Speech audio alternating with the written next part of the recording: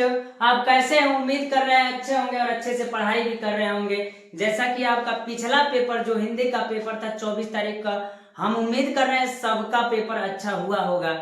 और आज के बाद जो आपका 3 तारीख को बायोलॉजी का पेपर है, उसके लिए महत्वपूर्ण प्रश्न आज हम क्या करेंगे, आपको देंगे।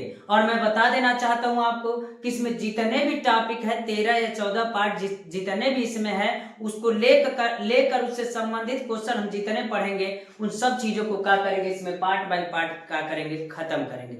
तो मैं आपको बता दूं टोटल आपने चैप्टर कितने हैं, तो टोटल कितने हैं, 13 है।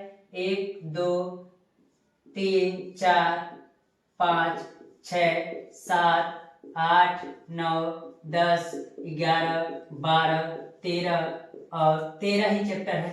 हम कहे 13 चैप्टर है, तो इसमें अगर हम आज आपको क्वेश्चन देंगे तो अध्याय 1 2 3 का, यानी आज 25 तारीख को हम आपको कितने चैप्टर का क्वेश्चन देंगे, इंपॉर्टेंट क्वेश्चन जो आपके बोर्ड पेपर के लिए महत्वपूर्ण होगा। तो आज जो है 25 तारीख को 3 चैप्टर देंगे, फिर अगले दिन आपको हम कितना 2 चैप्टर देंगे 26 तारीख को, फिर 27 को कितना रहेगा 3 चैप्टर, फिर 28 को कितना रहेगा 3 चैप्टर, फिर 1 तारीख को कितना रहेगा, तो 1 तारीख को आपको कितना चैप्टर रहेगा, 2 चैप्टर रहेगा प्यारे बच्चों। और जो 2 तारीख आपका बच रहा है, सॉरी हाँ 1 तारीख को इतना रहेगा, 28 के बाद 1 आता है, फिर जो 2 तारीख रहेगा, 2 तारीख को आपको एक किसी चैप्टर को नहीं पढ़ना, यानी अध्याय 1 2 3 किसी को नहीं, यानी सब मिक्स करके पूरा एक बार क्या करना है, रिवीजन करना है। तो मैं बता दूं आप कितना पढ़े हैं, कैसे पढ़े, ये कुछ मायने नहीं रखता है जब तक आप रिवीजन नहीं उस चीज को करेंगे। इसलिए 2 तारीख को मैं रिवीजन का समय रखा हूं, और उसके बाद से 2 तारीख को आप तैयार करके और अगले दिन 3 तारीख को आप पेपर की तैयारी कर सकते हो और पेपर देने जा सकते हैं। यानी पूरा सिलेबस इस वीडियो में लेकर के चलेंगे, यानी पार्ट 1 पार्ट 2 पार्ट 3 करके हम आपको वीडियो देंगे, जिसमें अध्याय 3 फिर 2 फिर 3 फिर 3 फिर 2, इस प्रकार मैं पूरे बायोलॉजी के टॉपिकों को क्या करूंगा, बताऊंगा आपको, जिससे संबंधित क्वेश्चन बताऊंगा जो आपके लिए आसान हो जाएगा। और चैप्टर जब पढ़ेंगे उससे संबंधित क्वेश्चन पढ़ेंगे तो उसी में से, यानी जो ये वीडियो है इसी में से आपको पूछेगा, इससे अलग से नहीं पूछेगा। तो आइए प्यारे बच्चों हम देखते हैं आज बायोलॉजी का महत्वपूर्ण क्वेश्चन किसका, अध्याय 1 पुष्पी पादपों में लैंगिक जनन किस प्रकार होता है और क्या होता है। तो आज हम लोग क्या करेंगे, उसको पढ़ेंगे। तो क्या कह रहा है, पहला क्वेश्चन देखते हैं। तो पहला क्वेश्चन कह रहा है परागण से आप क्या समझते हैं, परागण से आप क्या समझते हैं तथा ये कितने प्रकार के होते हैं उनका वर्णन कीजिए।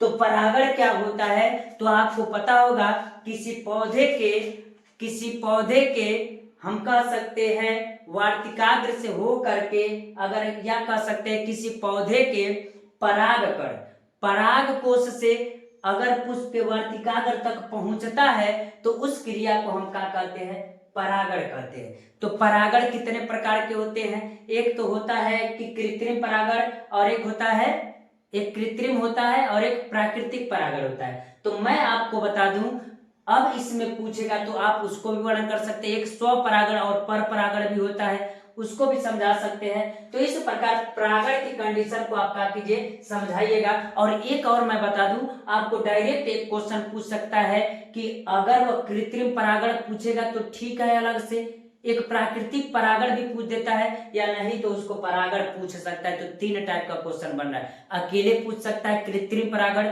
अकेले पूछ सकता है प्राकृतिक परागण, अगर अलग से कह दे एक और क्वेश्चन पूछेगा तो परागण से आप क्या समझते हैं तथा ये कितने प्रकार के होते हैं इनका वर्णन कीजिए। अगला कह रहा है कि अनिषेक फलन से आप क्या समझते हैं। तो अनिषेक फलन से हम क्या समझते हैं, इसको देखते हैं प्यारे बच्चों।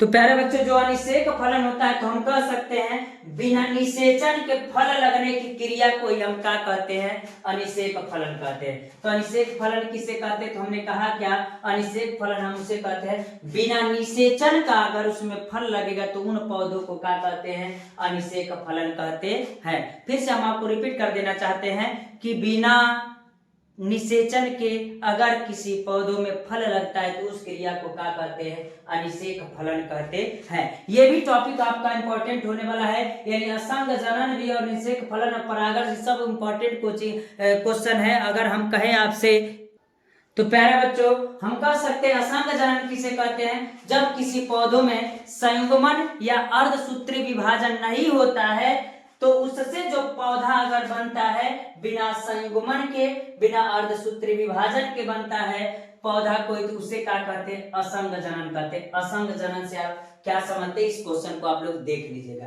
अगला कह रहा है पुष्प की संरचना का सचित्र वर्णन कीजिए। तो पुष्प की संरचना में सचित्र वर्णन करना भी है आपको, और ये भी बताना है उसमें कि पुष्प में कौन सा भाग पुंकेसर भाग होता है, पुंकेसर भाग यानी पुरुष जननांग होता है, कौन स्त्री केसर होता है। इन सब कंडीशनों को आपको बताना पड़ेगा, और उनके पुष्प के सभी भागों को आपको क्या करना पड़ेगा?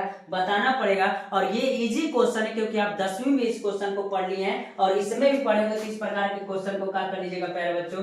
देख लीजिएगा। अगला क्वेश्चन कर रहा है आवृतबीजी पौधों में निषेचन की क्रिया का सचित्र वर्णन कीजिए। तो आवृतबीजी पौधों में निषेचन की क्रिया का सचित्र वर्णन को भी देख लीजिएगा। अगला जो कह रहा है त्रिसंलयन क्या है, या कहां और कैसे संपन्न होता है, ये भी आपका इंपॉर्टेंट क्वेश्चन होने वाला है कि त्रिसंलयन क्या होता है। तो त्रिसंलयन क्वेश्चन को भी आप क्या कर लीजिएगा? देख लीजिएगा। इस प्रकार हम कह सकते हैं कि अगला जो क्वेश्चन है लघु बीजाणुधानी का सचित्र वर्णन कीजिए और समझाइए। तो हमने कह दिया है अगर साइंस का हो यानी फिजिक्स हो, केमिस्ट्री हो, बायोलॉजी हो, जो भी हो, अगर उस स्थिति में उसमें फिगर है, अगर फिगर है तो वो कहे चाहे ना कहे, तब भी आप फिगर को क्या कीजिएगा? बनाइएगा। तो इसमें तो कह रहा है कि सचित्र वर्णन कीजिए, तो सचित्र वर्णन आप कीजिएगा। अगला क्वेश्चन कर रहा है कृत्रिम परागण एवं बहुभ्रूणता से आप क्या समझते हैं? हमने अभी बताया आपको कि परागण की क्रिया को समझाइएगा, और उसमें कृत्रिम परागण भी आता है और प्राकृतिक परागण भी आता है। तो मैंने कहा भी था कि अगर कृत्रिम परागण की बात कहेगा तो अलग से भी पूछ सकता है, प्राकृतिक परागण भी अलग से पूछ सकता है, और बहुभ्रूणता पर कभी अलग से टिप्पणी के रूप में पूछ देता है। तो आप बता सकते हैं कृत्रिम परागण और बहुभ्रूणता क्या होता है। इस प्रकार इसको आप क्या कर सकते हैं? बता सकते हैं। और इसका इस चैप्टर अध्याय 1 का जो लास्ट क्वेश्चन है कि द्विव निषेचन से आप क्या समझते हैं, इसको समझाइए। तो द्विव निषेचन को समझाइएगा प्यारे बच्चों। इस प्रकार हम कह सकते हैं अध्याय 1 का इतना महत्वपूर्ण क्वेश्चन हो गया, इससे बाहर से क्वेश्चन नहीं पूछेगा, इस बात का ध्यान रखिएगा। अब चलते हम आपको अगला क्वेश्चन जो बताएंगे वो अध्याय 2 का होगा। तो अध्याय 2 क्या है? तो अध्याय 2 है मानव जनन। ये किसमें था? तो पौधों में था। मानव जनन किसे कहते हैं? तो हम बता दें जनन किसे कहते हैं, तो कहेंगे किसी जीव द्वारा अपने ही प्रकार के जीवों की संख्या को बढ़ाना ही क्या कहते हैं? जनन कहते हैं। तो अब चलते हैं, बहुत इजी टॉपिक है, 2-3 चैप्टर बहुत आसान है, उसके बाद भी आसान है, लेकिन आप थोड़ा सा मेहनत करना पड़ेगा। इसमें क्या है? इसमें कह रहा है कि मानव शुक्राणु क्या है, मानव शुक्राणु क्या है इसको बताइए, इसका स्वच्छ नामांकित चित्र भी बनाइए तथा समझाइए। तो उसका स्वच्छ चित्र भी बनाइए, उसमें सिर क्या होता है, पुच्छ क्या होता है, मध्य भाग क्या होता है, उसका संरचना बना करके आप क्या कीजिएगा? बताइएगा। तो मानव शुक्राणु को भी आप क्या कर लीजिएगा? समझा लीजिएगा। अगला क्वेश्चन कर रहा है प्यारे बच्चों अपरा की परिभाषा दीजिए तथा इसके कार्य का भी वर्णन कीजिए, कार्य को भी क्या कीजिए? समझाइए। तो हम कह दे अपरा क्या होता है? अपरा आप जानते भी होंगे, पढ़े होंगे कि जब कोई माँ गर्भवती होती है तो आपने कभी कल्पना किया है, सोचा है कि जब कभी माँ गर्भवती होती है तो माँ के गर्भ में अगर जो बच्चा पल रहा होता है आखिर उसको 9 महीने तक भोजन कहाँ से मिलता है? ये कभी आपने सोचा? तो कभी देखिएगा कि जो माँ होती है उसके गर्भ में जो बच्चा पलता रहता है, और जब बच्चा पैदा होता है तो एक रस्सी नुमा नाभि से उसके जुड़ा रहता है। जब बच्चा पैदा होता है तो नाभि से उसके जुड़ा रहता है और माँ से जुड़ा रहता है। तो जो माँ पौष्टिक चीजें खाती है या सांस लेती है, ऑक्सीजन या पोषक या श्वसन जो भी क्रिया होती है तो अपरा कंडीशन के द्वारा होता है, जिससे माँ के गर्भ में पेट में जब बच्चा रहता है तो माँ जब सांस लेती है, पौष्टिक चीजें जब खाती है तो उसका असर अपरा कंडीशन द्वारा हम कह सकते हैं कि उस बच्चे को भी मिल जाता है। तो उस क्रिया को क्या कहते हैं?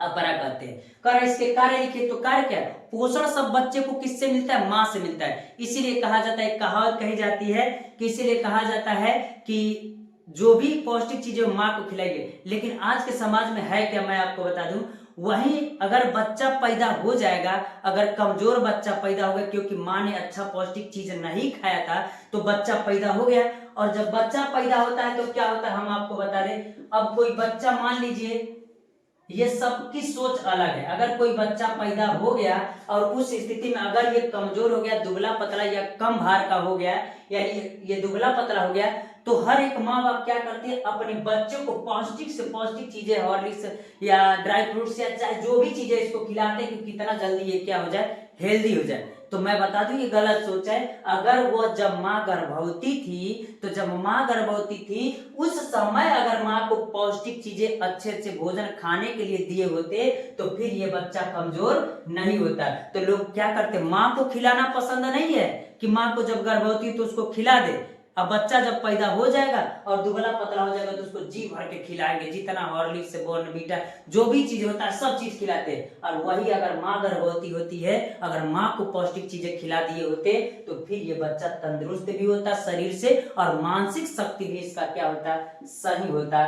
लेकिन कई कंडीशनों में आप जानते हैं कि इतना करना लोगों को पसंद नहीं है। माँ को नहीं खिलाएंगे, बच्चा पैदा हो जाएगा उसको खिला देंगे उससे ज्यादा। अब खिलाने के बाद दिमाग तो नहीं ला सकते ना, तो जब माँ के गर्भ में बच्चा पल रहा होता है उस समय माँ को पौष्टिक चीजें खिलाएंगे तो माँ भी स्वस्थ रहेगी और आपका बच्चा भी स्वस्थ रहेगा। तो अगर कह दे माँ के गर्भाशय में जो बच्चा पौष्टिक चीजें सांस लेता है, भोजन या पोषण जो भी पाता है वो किसके द्वारा पाता है, अपरा के द्वारा पाता है। तो इस प्रकार आप किताब से पढ़ करके, अपने नोट से पढ़ करके इस चीज को अच्छे से तैयारी कर सकते हैं। तो क्या कह रहा है अगला, फर्टिलाइजिंग तथा एंटी फर्टिलाइजिंग प्रक्रिया पर वर्णन कीजिए। तो हम कह सकते हैं फर्टिलाइजिंग क्या होता है, तो हम कह सकते हैं फर्टिलाइजिंग जो होता है मादा में यानी माँ के अंडार में पाए जाने वाली क्रिया जो होती है उसे क्या कहते हैं, फर्टिलाइजिंग।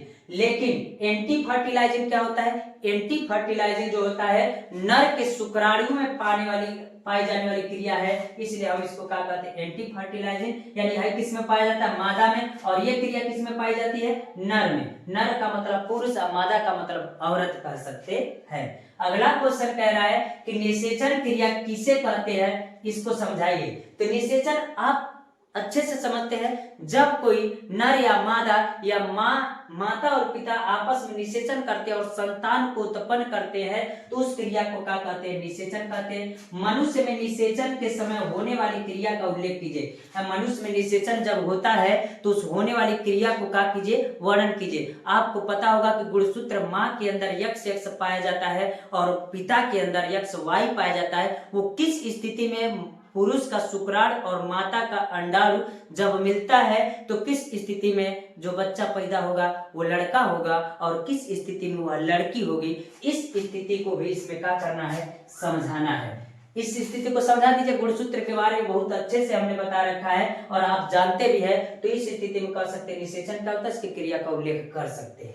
कहते हैं आर्तव चक्र क्या होता है, इस पर संक्षिप्त टिप्पणी लिखिए। तो आर्तव चक्र क्या होता है मैं इसको बता दे रहा हूं, संक्षिप्त टिप्पणी लिखिए। आर्तव चक्र क्या होता है, तो जब कहते हैं महिलाओं में यानी माँ में यानी महिलाओं में हम कह सकते हैं जो मासिक चक्र चलता है, यानी एक उम्र के बाद 12 या 13 वर्ष के बाद उनको मासिक चक्र आता है, जिसके बाद वो निषेचन कर सकते हैं, संतान उत्पन्न कर सकते हैं। तो उसी क्रिया को हम क्या करते हैं, आर्तव चक्र कहते हैं। इस आर्तव चक्र को भी आप क्या कर लीजिएगा, देख लीजिएगा। तो महिलाओं में ये पाया जाता है 13-14 वर्ष की उम्र के बाद वो स्टार्ट होता है, वो मासिक चक्र होता है और उस स्थिति में जब निषेचन होगा तो वो माँ बन सकती है यानी संतान उत्पन्न कर सकती है। अगर उनको मासिक चक्र नहीं आ रहा है तो फिर संतान उत्पन्न नहीं होगा। अगला क्वेश्चन देखते प्यारे बच्चों, नर तथा मादा जनन तंत्र का सचित्र वर्णन कीजिए। तो नर तथा मादा जनन तंत्र का सचित्र वर्णन करने के लिए कह रहा है, तो आपको आसानी से पता होगा कि नर